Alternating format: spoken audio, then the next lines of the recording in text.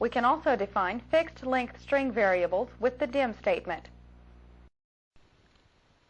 Let's take a look at how we create a fixed-length variable.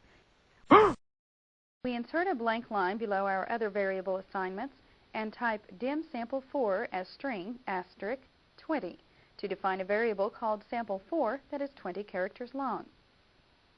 This means that even if we assign a value to sample4 that is larger than 20 characters, it will only hold the first 20. To see this work, we place a single quote mark in front of the sample3 message box line to mark it out. And underneath the rest of our code, we type sample4 equal sign, open quote, this value is more than 20 characters, close quote. We press enter and type MSG box sample4 to display our new variable. Now we press F5 to run our program. Notice that only the first 20 characters of our assignment statement are held in sample4 because of its fixed length. Click OK to end our program and return to the code window. On the other hand, if we assign a value that's smaller than our string variable's fixed length, the value we enter is padded with blank spaces. This can cause problems when we try to read the value back and display it. To see an example of this, we should first start a new project. Click File from the menu, choose Remove Project, and click No to the Save Changes prompt. Next, click the Add Standard EXE Project button to create a default project. Double-click our blank form to return to the code window and type dim fixed as string asterisk 20, press enter, and type dim sample as string. These two lines define our new variables, sample as a dynamic length string variable and fixed as a 20-character fixed length string variable.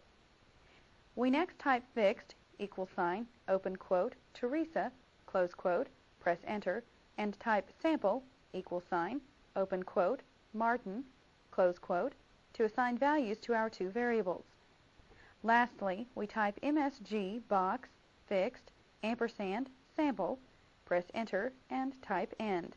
Then press F5 to run our program. Notice that unlike our earlier example, the two variables are not run together on our message box. This is because the fixed variable has 14 trailing spaces to make up its 20-character length. Although these spaces are not visible, they are keeping the values of the two variables apart.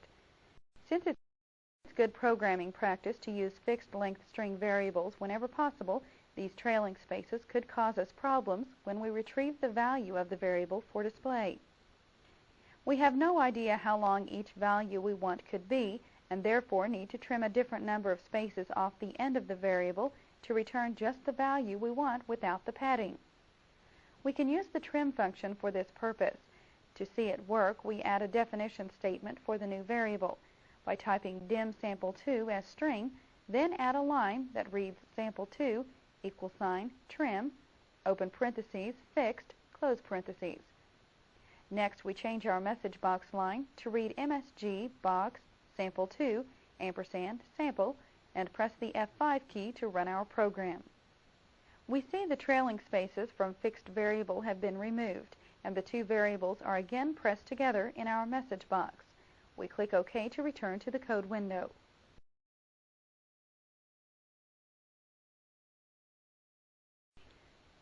Let's make some changes to our existing program so it will suit our needs.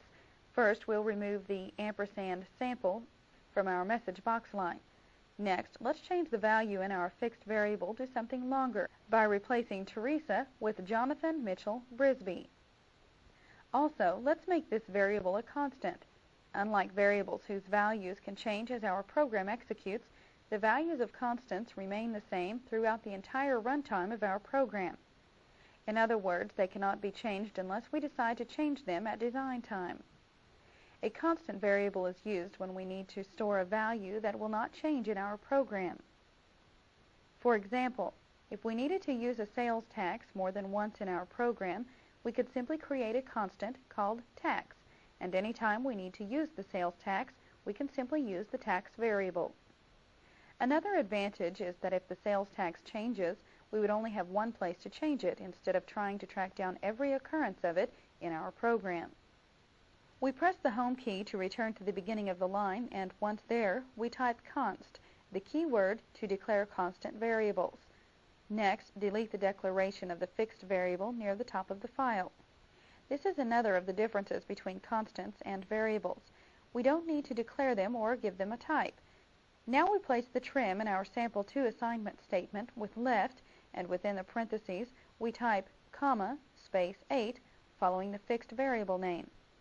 Our line now assigns the first 9 characters in the fixed variable to the value of sample 2. We press F5 to run our program and see that when our message box appears showing us the value of the sample 2 variable, it only contains the first 8 characters of our sample variable. We click OK to return to the work area.